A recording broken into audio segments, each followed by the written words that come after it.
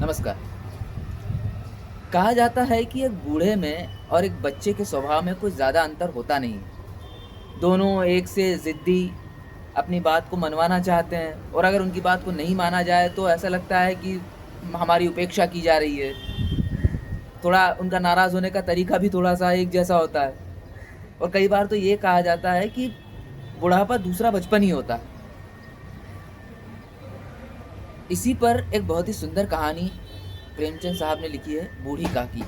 तो शुरू करते हैं। बुढ़ापा बहुधा बचपन का पुनरागमन हुआ करता है। बूढ़ी काकी में जीवा स्वाद के सिवा और कोई चेष्टा न थी और न अपने कष्टों की ओर आकर्षित करने का रोने के अतिरिक्त कोई दूसरा सहारा ही। समस्त इंद्रियां, नेत्र, हाथ और पैर जवाब दे चुके थे। पृथ्वी पर पड़ी रहती और घर वाले कोई बात उनकी इच्छा के प्रतिकूल करते, भोजन का समय टल जाता या उसका परिमाण पूर्ण न होता अथवा बाजार से कोई वस्तु आती और न मिलती तो ये रोने लगती थी। उनका रोना सिसकना साधारण रोना न था, वे गला फाड़ फाड़ कर रोती थी। उनके पतिदेव को स्वर्ग सिधारे कालांतर हो चुका था। बेटे तरुण होकर चल बसे थे। अब एक भतीजे के सिवा और कोई न था। उसी भतीजे के नाम उन्होंने अपनी सारी संपत्ति लिख दी।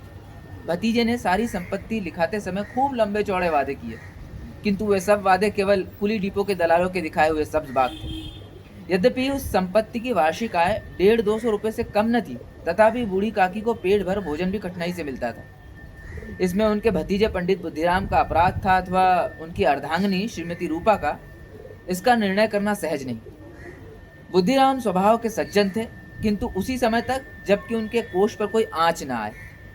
रूपा स्वभाव से तीव्र थी, सही, पर ईश्वर से डरती थी।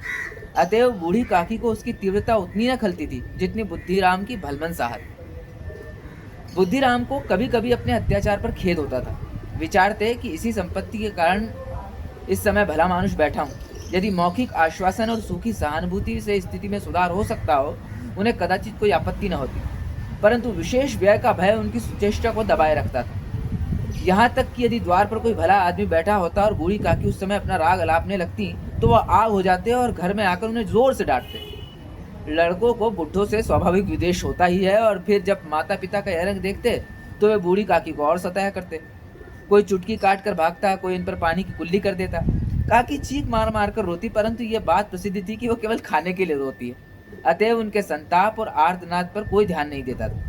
हाँ, काकी क्रोधातुर होकर बच्चों को गालियां देने लगती तो रूपा घटनास्थल पर पहुंचती। इस भय से काकी अपनी जीवा कृपाण का कदाचित ही प्रयोग करती थी। यद्यपि उपद्रव शांति का यह उपाय रोने से कहीं अधिक उपयुक्त था।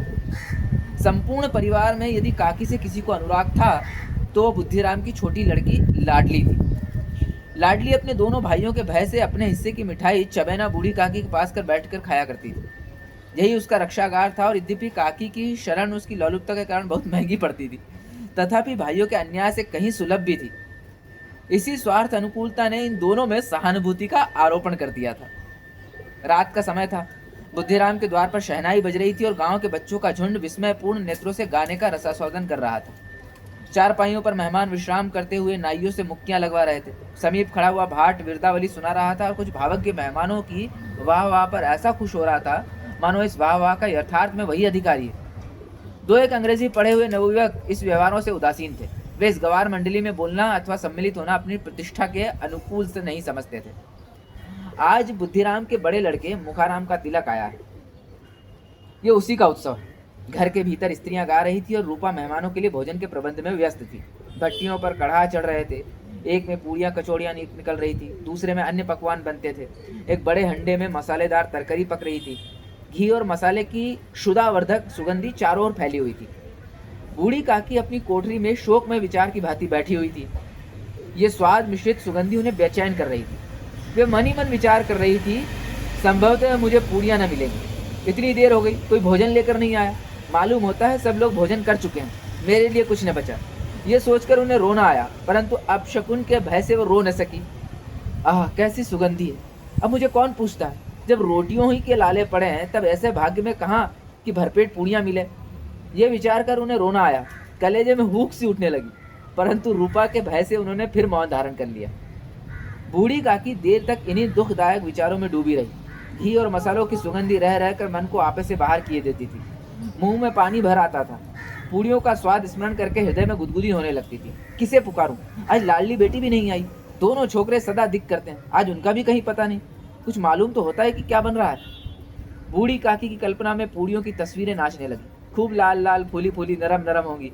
रूपा ने भली भांति भोजन किया होगा। कचौड़ियों में अजवाइन और इलायची की महक आ रही होगी। एक पूड़ी मिलती तो जरा हाथ में लेकर देखती। क्यों न चलकर कढ़ा के सामने ही बैठूं। पूड़ियां छन छन कर तैयार होंगी। कढ़ा से गरम गरम निकाल कर थाल में रखी जाती होगी। फूल हम घर में ही सूंघ सकते हैं, परंतु वाटिका में कुछ और बात होती है। इस प्रकार निर्णय करके बूढ़ी काकी उकड़ू बैठकर हाथों के बल सरकती हुई बड़ी कठिनाई से चौखट से उतरी और धीरे धीरे रेंगती हुई कढ़ा के पास आ बैठी। यहाँ आने पर उन्हें उतना ही धैर्य हुआ जितने भूखे कुत्ते को खाने वाले के सम्मुख बैठने से होता है। रूपा उस समय कार्यभार से उद्विग्न हो रही थी। कभी इस कोठे में जाती, कभी उस कोठे में, कभी कढ़ा के पास आती, कभी भंडार में जाती। किसी ने बाहर से आकर कहा, महाराज ठंडाई मांग रहे हैं। ठंडाई देने लगी। इतने में फिर किसी ने आकर कहा, भाट आया है, उसे कुछ दे दो। भाट के लिए सीधा निकाल रही है कि तीसरे आदमी ने आकर पूछा, अभी भोजन तैयार होने में कितना विलंब है, जरा ढोल मजीरा उतार दो। बेचारी अकेली स्त्री दौड़ते दौड़ते व्याकुल हो रही थी, झुंझलाती थी, कुढ़ती थी, परंतु क्रोध प्रकट करने का अवसर न पाती थी। भय होता कहीं पड़ोसी ने यह न कहने लगे कि इतने में उबल पड़ी। प्यास से स्वयं कंठ सूख रहा था, गर्मी के मारे फूकी जाती थी, परंतु इतना अवकाश भी नहीं था कि जरा पानी पी ले अथवा पंखा लेकर झले। ये भी खटका था कि जरा आंख लगी और चीजों की लूट मची। इस अवस्था में उसने बूढ़ी काकी को कढ़ा के पास बैठी देखा तो जल गई। क्रोध न रुक सका। इसका भी ध्यान न रहा कि पड़ोसिनें बैठी हुई हैं, मन में क्या कहेंगी, पुरुषों में लोग सुनेंगे तो क्या कहेंगे। जिस प्रकार मेंढक केचुए पर झपटता है, उसी प्रकार वो बूढ़ी काकी पर झपटी और उन्हें दोनों हाथों से झटक कर बोली, ऐसे पेट में आग लगे है, पेट है या भाड़? कोठड़ी में बैठते हुए क्या दम घुटता था? अभी मेहमानों ने नहीं खाया, भगवान को भोग नहीं लगा, तब तक धैर्य न हो सका, आकर छाती पर सवार हो गई। जल जाए ऐसी जीभ, दिन भर खाती न होती तो न जाने किसकी हांडी में मुंह डालती। गांव देखेगा तो कहेगा कि बुढ़िया भरपेट खाने को नहीं पाती, तभी तो इस तरह मुंह बाया फिरती है। डायन न मरे न माचा छोड़े, नाम बेचने पर लगी है, नाक कटवा कर दम लेगी। इतनी ठूसती है, न जाने कहाँ भस्म हो जाता है। भला चाहती हो तो जाकर कोठरी में बैठो, जब घर के लोग खाने लगेंगे तब तुम्हें भी मिलेगा। तुम कोई देवी नहीं हो कि चाहे किसी के मुंह में पानी न जाए, परंतु तुम्हारी पूजा पहले की जाए। बूढ़ी काकी ने सिर उठाया, न रोई न बोली, चुपचाप रेंगती हुई अपनी कोठरी में चली गई। आवाज ऐसी कठोर थी कि हृदय और मस्तिष्क की संपूर्ण शक्तियां, संपूर्ण विचार और संपूर्ण भार उसी ओर आकर्षित हो गए थे। नदी में जब कगार का कोई वृहद खंड कटकर गिरता है तो आसपास का जल समूह चारों ओर उसी स्थान को पूरा करने के लिए दौड़ता है। भोजन तैयार हो गया है। आंगन में पत्तलें पड़ गई, मेहमान खाने लगे। स्त्रियों ने जेवनार गीत गाना आरंभ कर दिया। मेहमानों के नाई और सेवकगण भी उसी मंडली के साथ किंतु कुछ हटकर भोजन करने बैठे थे, परंतु सभ्यता अनुसार जब तक सबके सब खा न चुके हो कोई उठ नहीं सकता था। दो एक मेहमान जो कुछ पढ़े लिखे थे, सेवकों के दीर्घाहार पर झुंझला रहे थे। वे इस बंधन को व्यर्थ और बेसिर पैर की बात समझते थे। बूढ़ी काकी अपनी कोठरी में जाकर पश्चाताप कर रही थी कि मैं कहाँ से कहाँ गई। उन्हें रूपा पर क्रोध नहीं था, अपनी जल्दबाजी पर दुख था। सची तो है, जब तक मेहमान लोग भोजन न कर चुकेंगे घर वाले कैसे खाएंगे। मुझसे इतनी देर भी न रहा गया, सबके सामने पानी उतर गया। अब जब तक कोई बुलाने ना आएगा न जाऊंगी। मन ही मन इस प्रकार का विचार कर वह बुलाने की प्रतीक्षा करने लगी, परंतु घी की रुचिकर सुबास बड़ी धैर्य परीक्षक प्रतीत हो रही थी। उन्हें एक एक पल एक एक युग के समान मालूम होता था। अब पत्तल बिछ गई होगी, अब मेहमान आ गए होंगे, लोग हाथ पैर धो रहे हैं, नाई पानी दे रहा है, मालूम होता है लोग खाने बैठ गए, जेवनार गाया जा रहा है। यह विचार कर वह मन को बहलाने के लिए लेट गई। धीरे धीरे एक एक गीत गुनगुनाने लगी। उन्हें मालूम हुआ कि मुझे गाते देर हो गई। क्या इतनी देर तक लोग भोजन कर ही रहे होंगे? किसी की आवाज़ नहीं सुनाई देती। अवश्य लोग खा पी कर चले गए होंगे, मुझे कोई बुलाने नहीं आया। रूपा चिढ़ गई है, क्या जाने न बुलाए। सोचती हो कि आप ही आवेंगी, वो कोई मेहमान तो नहीं जो उन्हें बुलाऊं। बूढ़ी काकी चलने के लिए तैयार हुई, यह विश्वास कि 1 मिनट में पूड़ियाँ और मसालेदार तरकारियाँ सामने आएंगी उनकी स्वादेंद्रिया को गुदगुदाने लगा। उन्हें मन में तरह तरह के मंसूबे बांधे। पहले तरकारी से पूड़ियाँ खाऊंगी, फिर दही और शक्कर से कचौरियाँ रायते के साथ मज़ेदार मालूम होगी। चाहे कोई बुरा माने चाहे भला, मैं तो मांग मांग कर खाऊंगी। यही ना लोग कहेंगे कि इन्हें विचार नहीं। कहा करें, इतने दिन के बाद पूड़ियाँ मिल रही है तो मुँह झूठा करके थोड़े ही उठ जाऊंगी। वो उकड़ू बैठकर हाथों के बल सरकती हुई आंगन में आई, परंतु हाय दुर्भाग्य, अभिलाषा ने अपने पुराने स्वभाव के अनुसार समय की मिथ्या कल्पना की थी। मेहमान मंडली अभी बैठी हुई थी। कोई खाकर उंगलियां चाटता, कोई तिरछे नेत्रों से देखता था कि और लोग अभी खा रहे हैं या नहीं। कोई इस चिंता में था कि पत्तल पर पूड़ियाँ छूटी जाती हैं और किसी तरह उन्हें भीतर रख लेता। कोई दही खाकर जीभ चटकाता, परंतु दूसरा दोना मांग का संकोच करता कि इतने में बूढ़ी काकी रेंगती हुई उनके बीच में आ पहुंची। कई आदमी चौंक कर उठ खड़े हुए, पुकारने लगे, अरे ये बुढ़िया कौन है, ये कहाँ से आ गई? देखो किसी को छू न दे। पंडित बुद्धिराम काकी को देखते ही क्रोध से तिलमिला गए। पूरियों का थाल लिए खड़े थे। थाल को जमीन पर पटक दिया और जिस प्रकार निर्दयी महाजन अपने किसी बेईमान और भगोड़े कर्जदार को देखते ही झपट कर उसका टेटुआ पकड़ लेता है, उसी तरह लपक कर उन्होंने काकी के दोनों हाथ पकड़े और घसीटते हुए लाकर उन्हें अंधेरी कोठरी में धम से पटक दिया। आशा रूपी वाटिका लू के एक झोंके में नष्ट विनष्ट हो गई।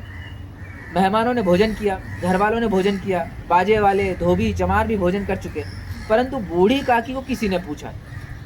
बुद्धिराम और रूपा दोनों ही बूढ़ी काकी को निर्लज्जता के लिए दंड देने का निश्चय कर चुके थे। उनके बुढ़ापे पर, दीनता पर, हद ज्ञान पर किसी को करुणा न आई थी। अकेली लाडली उनके लिए कुढ़ रही थी। लाडली को काकी से अत्यंत प्रेम था। बेचारी भोली लड़की थी। बाल, विनोद और चंचलता उसके गंध न तक दी। दोनों बार जब उसके माता पिता ने काकी को निर्दयता से घसीटा तो लाडली का हृदय ऐंठ कर रह गया। वो झुंझला रही थी कि हम लोग काकी को क्या बहुत सी पूड़ियाँ नहीं देते? क्या मेहमान सबकी सब खा जाएंगे? और यदि काकी ने मेहमानों से पहले खा लिया तो क्या बिगड़ जाएगा? वो काकी के पास जाकर उन्हें धैर्य देना चाहती थी, परंतु माता के भय से न जाती थी। उसने अपने हिस्से की पूड़ियाँ बिल्कुल न खाई थी, अपनी गुड़ियों की पिटारी में बंद कर रखी थी। उन पूड़ियों को काकी के पास ले जाना चाहती थी। उसका हृदय अधीर हो रहा था। बूढ़ी काकी मेरी बात सुनते ही उठ बैठेंगी, पूड़ियाँ देखकर कैसी प्रसन्न होगी, मुझे खूब प्यार करेंगी। रात के 11 बज रहे थे। रूपा आंगन में पड़ी सो रही थी। लाडली की आंखों में नींद न आती थी। काकी को पूड़ियाँ खिलाने की खुशी उसे सोने न देती थी। उसने गुड़ियों की पिटारी सामने रखी थी। जब विश्वास हो गया कि अम्मा सो रही है तो वह चुपके से उठी और विचारने लगी, कैसे चलूं? चारों ओर अंधेरा था। केवल चूल्हों में आग चमक रही थी और चूल्हों के पास एक कुत्ता लेटा हुआ था। लाडली की दृष्टि द्वार के सामने वाले नीम की ओर गई। उसे मालूम हुआ कि उस पर हनुमान जी बैठे हुए हैं। उनकी पूंछ, उनकी गदा वो स्पष्ट दिखलाई दे रही थी। मारे भय के उसने आंखें बंद कर ली। इतने में कुत्ता उठ बैठा। लाडली को ढाढ़स हुआ। कई सोए हुए मनुष्यों के बदले हुए भागता हुआ कुत्ता उसके लिए अधिक धैर्य का कारण हुआ। उसने पिटारी उठाई और बूढ़ी काकी की कोठरी की ओर चली। बूढ़ी काकी को केवल इतना स्मरण था कि किसी ने मेरे हाथ पकड़कर घसीटे, फिर ऐसा मालूम हुआ जैसे कि पहाड़ पर उठाए लिए जाता है। उसके पैर बार बार पत्थरों से टकराए, तब किसी ने उन्हें पहाड़ से पटका। वे मूर्छित हो गई। जब से सचेत हुई तो किसी की जरा भी आहट न मिलती थी। समझी कि सब लोग खा पी कर सो गए और उनके साथ मेरी तकदीर भी सो गई। रात कैसे कटेगी राम? क्या खाऊं? पेट में अग्नि धधक रही है। हाँ, किसी ने मेरी सुध नहीं ली। क्या मेरा पेट काटने से धन जुड़ जाएगा? इन लोगों को इतनी भी दया नहीं आती कि न जाने बुढ़िया कब मर जाए, उसका जी क्यों दुखावे? मैं पेट की रोटियां ही खाती हूँ और कुछ नहीं। इस पर यह हाल। मैं अंधी अपाहिज ठहरी, न कुछ सुनूं न बूझूं। यदि आंगन में चली गई तो क्या बुद्धिराम से इतना कहते न बनता था कि काकी अभी लोग खा रहे हैं, फिर आना। मुझे घसीटा, पटका। उन्हीं पूड़ियों के लिए रूपा ने सबके सामने गालियां दी। उन्हीं पूड़ियों के लिए इतनी दुर्गति करने पर भी उन पत्थर का कलेजा न पसीजा। सबको खिलाया, मेरी बात न पूछी। जब तब ही न दी, तब अब क्या देंगे? ये विचार कर काकी निराश में संतोष के साथ लेट गई। ग्लानी से गला भर भर आता था, परंतु मेहमानों के भय से रोती न थी। सहसा उसके कानों में आवाज आई, काकी उठो, मैं पूड़ियाँ लाई हूँ। काकी ने लाडली की बोली पहचानी, चटपट उठ बैठी। दोनों हाथों से लाडली को टटोला और उसे गोद में बैठा लिया। लाडली ने पूड़ियाँ निकाल कर दी। काकी ने पूछा, क्या तुम्हारी अम्मा ने दी है? लाडली ने कहा, नहीं, ये मेरे हिस्से की। काकी पूड़ियों पर टूट पड़ी। 5 मिनट में पिटारी खाली हो गई। लाडली ने पूछा, काकी पेट भर गया? जैसी थोड़ी सी वर्षा ठंडक के स्थान पर और भी गर्मी पैदा कर देती है, उस भांति इन थोड़ी पूड़ियों ने काकी शुदा इच्छा को और उत्तेजित कर दिया था। बोली, नहीं बेटी, जाकर अम्मा से और मांग लाओ। लाडली ने कहा, अम्मा सोती है, जगाएंगी तो मारेंगी। काकी ने पिटारी को फिर टटोला। उसमें कुछ खुरचन गिरी थी। उन्हें निकाल कर वे खा गई। बार बार होंठ चाटती थी, चटखारे भरती थी। हृदय महसूस रहा था कि पूड़ियाँ कैसे पाऊं। संतोष सेतु जब टूट जाता है तब इच्छा का भाव अपरिमित हो जाता है। मतवालों को मद का स्मरण करना उन्हें मदांध बनाता है। काकी का अधीर मन इच्छा के प्रबल प्रभाव से बह गया। उचित और अनुचित का विचार जाता रहा। वे कुछ देर तक उस इच्छा को रोकती रही। सहसा लाडली से बोली, मेरा हाथ पकड़कर वहां ले चलो जहां मेहमानों ने बैठकर भोजन किया है। लाडली उनका अभिप्राय समझ न सकी। उसने काकी का हाथ पकड़ा और ले जाकर झूठे पत्तलों के पास बैठा दिया। दीन, शुदातुर, हदज्ञान बुढ़िया पत्तलों से पूड़ियों के टुकड़े चुन चुन कर भक्षण करने लगी। ओह, दही कितना स्वादिष्ट था, कचौड़ियाँ कितनी सलोनी, खस्ता कितनी सुकोमल। काकी बुद्धिहीन होते हुए भी इतना जानती थी कि मैं वो काम कर रही हूँ जो मुझे कदापि न करना चाहिए। मैं दूसरों की झूठी पत्तल चाट रही हूँ। परंतु बुढ़ापा तृष्णा रोग का अंतिम समय है, जब संपूर्ण इच्छाएं एक ही केंद्र पर आ लगती। बूढ़ी काकी में यह केंद्र उनकी स्वादेंद्रिय थी। ठीक उसी समय रूपा की आंखें खुली। उसे मालूम हुआ कि लाडली मेरे पास नहीं है। वो चौंकी, चारपाई के इधर उधर ताकने लगी कि कहीं नीचे तो नहीं गिर पड़ी। उसे वहां ना पाकर वो उठी तो क्या देखती है कि लाडली झूठे पत्तलों के पास चुपचाप खड़ी है और बूढ़ी काकी पत्तलों पर से पुड़िया के टुकड़े उठा उठा कर खा रही है। रूपा का हृदय सन्न हो गया। किसी गाय की गर्दन पर छुरी चलते देखकर जो अवस्था उसकी होती, वही उस समय हुई। एक ब्राह्मणी दूसरों की झूठी पत्तल टटोले, इससे अधिक शोकमय दृश्य असंभव था। पूड़ियों के कुछ ग्रासों के लिए उसकी चचेरी सास ऐसे पतित और निकृष्ट कर्म कर रही है, यह वह दृश्य जिसे देखकर देखने वालों के हृदय कांप उठते हैं। ऐसा प्रतीत होता मानो जमीन रुक गई, आसमान चक्कर खा रहा है, संसार पर कोई आपत्ति आने वाली है। रूपा को क्रोध न आया। शोक के सम्मुख क्रोध कहाँ? करुणा और भय से उसकी आंखें भर आई। इस अधर्म के पाप का भागी कौन है?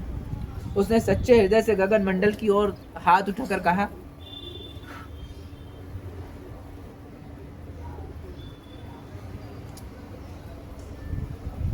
परमात्मा मेरे बच्चों पर दया करो। इस अधर्म का दंड मुझे मत दो, नहीं तो मेरा सत्यानाश हो जाएगा। रूपा को अपनी स्वार्थपरता और अन्याय इस प्रकार प्रत्यक्ष रूप में कभी न दिख पड़े थे। वो सोचने लगी,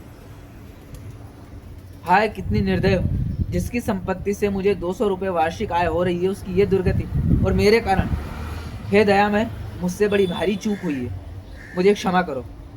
आज मेरे बेटे का तिलक था, सैकड़ों मनुष्यों ने भोजन पाया, मैं उनके इशारों की दासी बनी रही, अपने नाम के लिए सैकड़ों रुपए व्यय करती है, परंतु जिसकी बदौलत हजारों रुपए खाए, उसे इस उत्सव में भी भरपेट भोजन न दे सकी। केवल इसी कारण तो वृद्धा असहाय है। रूपा ने दिया जलाया।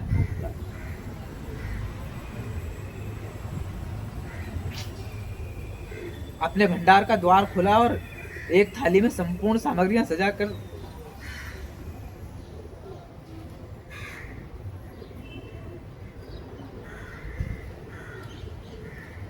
लिए हुए बूढ़ी काकी की ओर चली। आधी रात जा चुकी थी।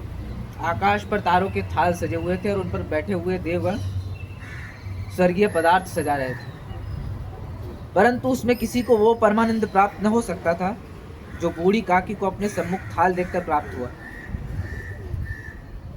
रूपा ने कंठावरुद्ध स्वर में कहा, काकी उठो, भोजन कर लो, मुझसे आज बड़ी भूल हुई, उसका बुरा न मान।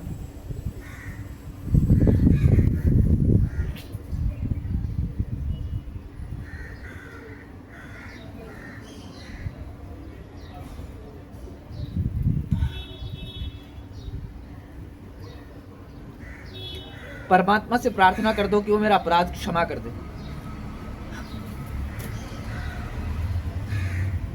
भोले भाले बच्चों की भांति जो मिठाइयां पाकर मार और तिरस्कार सब भूल जाता है, बूढ़ी काकी वैसे ही सब भुलाकर बैठी हुई खाना खा रही थी। उनके एक एक रोए से सच्ची सदिच्छाएं निकल रही थी और रूपा बैठी स्वर्गीय दृश्य का आनंद लेने में निमग्न थी।